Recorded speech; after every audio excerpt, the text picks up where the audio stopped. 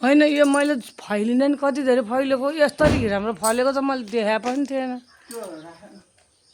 के राख्ने यो संसार घर यो एक महिना लाग्ने जस्तो झाडी रहेछ। यो 2जना मान्छेले नि 1 महिना लाग्ने जस्तो यस्तो त हुन्छ भनेर अहिलेसम्म जन देखेको नि थिएन। घिराम्राले पुरै घर ढाकेछ, बोडीले पुरै घर ढाकेछ, कम्पाउन्ड ढाकेछ। ल बोडी र घिराम्राले पुरै कपडा सुकाउने ठाउँ पनि ढाकेछ। मलाई त असाध्यै नौलो लाग्यो कि ल यस्तो अचम्म पो भएछ। ल हे भगवान्, यही घर आफू हुँदा कस्तो यता छोडे उता बिजोग हुने, उता छोडे यता बिजोग हुने। काठमाडौँमा गए चितवनमा बिजोग, चितवनमा गए काठमाडौँमा बिजोग। अब यो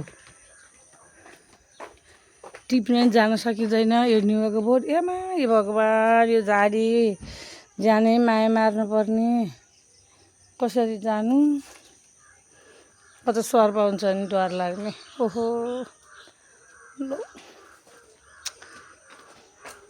म त बेलुका आउँदा त डरै लाग्यो बस्न पनि।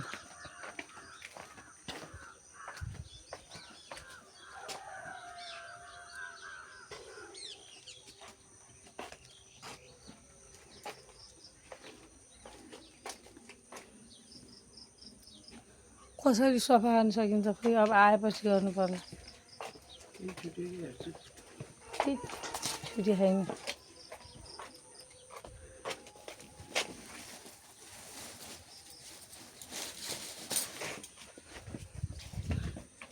यस्तो घिराम्रो